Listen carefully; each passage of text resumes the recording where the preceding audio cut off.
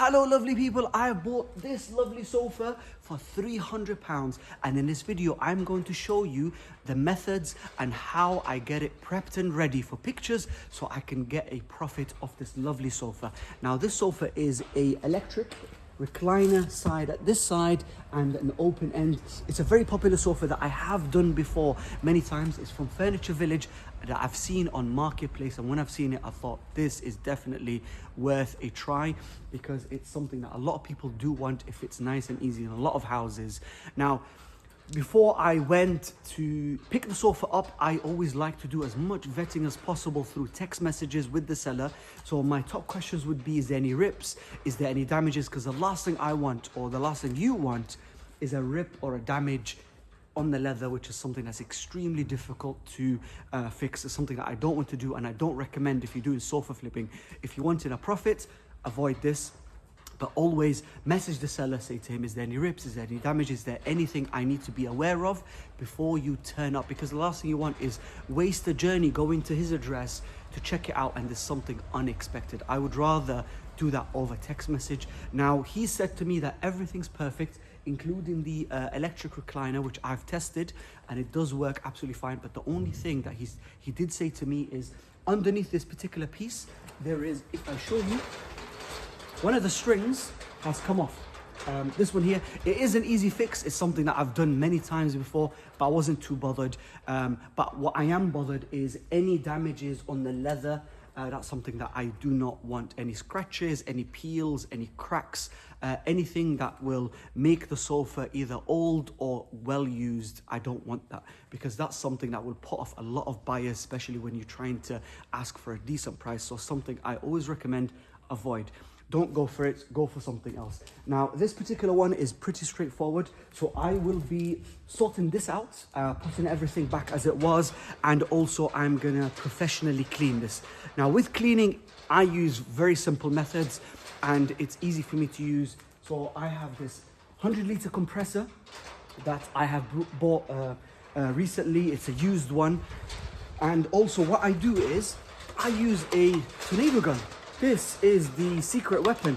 This is really, really good to use. The bottom tank, as you can see, that opens up. I put my cleaning liquids in there. And the ones I use, let me show you, is this one here. This is the one I actually recommend. This is Dettol. And if you see here, it says 0% harsh residue. This is the one you want. You don't want the one that's got bleach in it because that will be harmful to, especially a leather like this. It might peel it off, it might discolor it. You don't want that. So this I genuinely recommend. And another one I like to use, this one's empty, but this is the bottle, is elbow grease.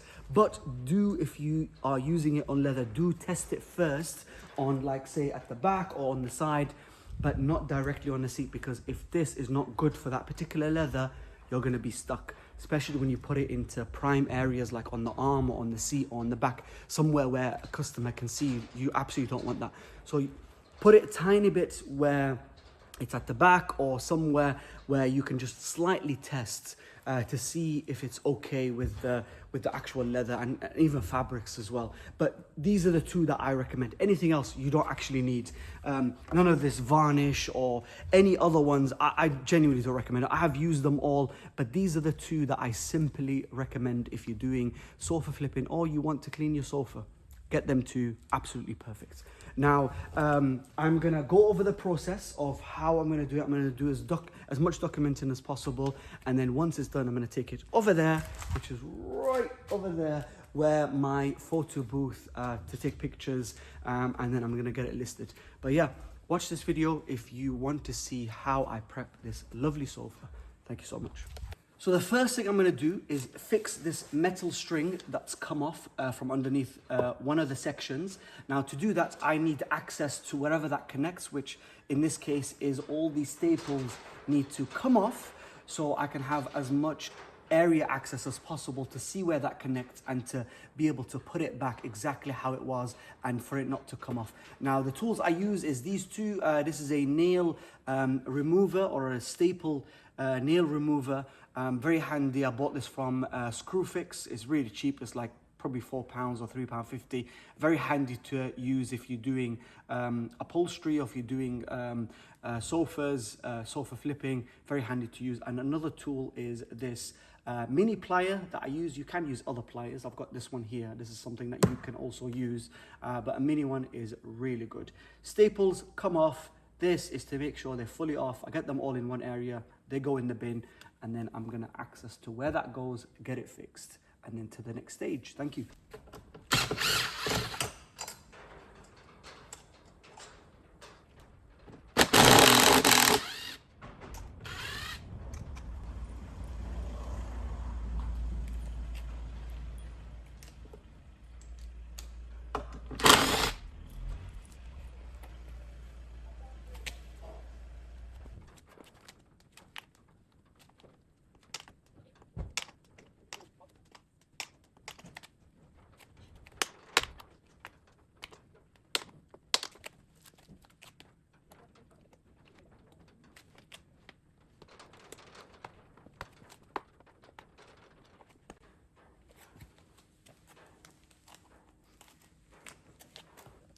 Now this is it done. I've used zip ties. It's these extra long zip ties. They are really strong, that I bought from Screwfix. I've used 6 to kind of screw it into the frame, or to get it attached to the frame, and then a 7th one just to stop them from coming out, but is absolutely solid.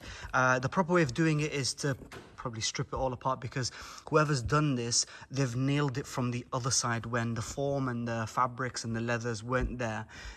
So that's how it was done originally from the factory, but obviously I don't have access to the other side, so instead some zip ties will do, and this will hold it really strong, and it'll probably last forever. So that's the staples done all across, and as you can see, there's no sags in the middle. It's nice and tight, and all the way across. A good thing that I always like to do when taking old staples out is to restaple exactly where the holes were. I know they don't look tidy, but that's how it was before. I just followed the previous staples and I put them all back exactly how it was. Let's move on to the cleaning.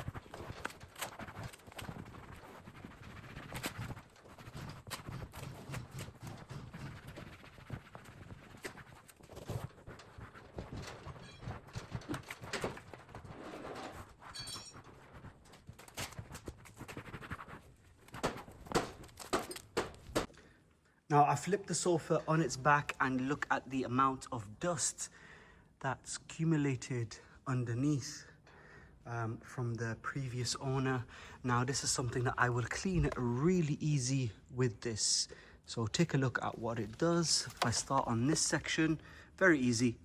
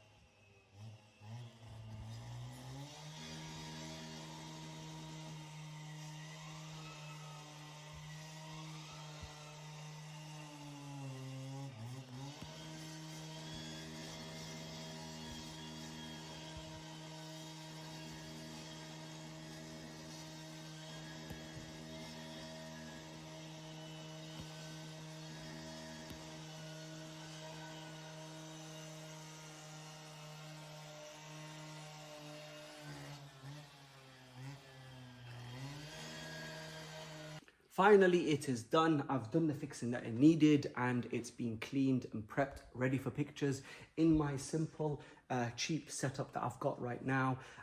So yeah, and guys, the main reason why this was easy to do, and that's because I always select the best of stock, and that's exactly what you have to do. You have to go through as many listings as possible, and when you find the ones that you are happy with, make sure they don't have any issues. So when you are bringing them, they're not requiring you to have to do a lot of work, and you can do it fast and you can sell it for a lovely profit. So guys, do as much vetting as possible. Ask the customers, is there any rips, is there any damages, is there any issues, and make sure when you go there you double check everything. Like I said, this is a recliner sofa, so I've connected it and as you can see, you see that fully works. Last thing I want is an issue with that motor, and it'll probably cost me 60 to 70 pounds to get it replaced. And also considering the days that for the motor to come and install it, I don't really want to do that. So make sure everything works, there's nothing wrong with it. So when you're selling it, customers would love to buy something that there's nothing wrong with it, and this way you can get a healthy profit. I bought it for £300. I'm gonna try and aim for 1,000 plus.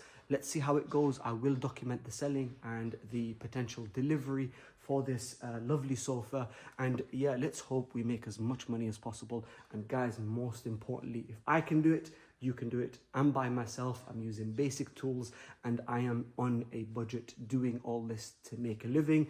And guys, I hope what I do inspires you to do similar, and also to learn from what I'm doing to help you get the best stock and also to do it as efficient as possible. So thank you so much for watching the video, and please subscribe to this channel, and I'm gonna do as many videos as possible to help you learn from what I do. Thank you so much.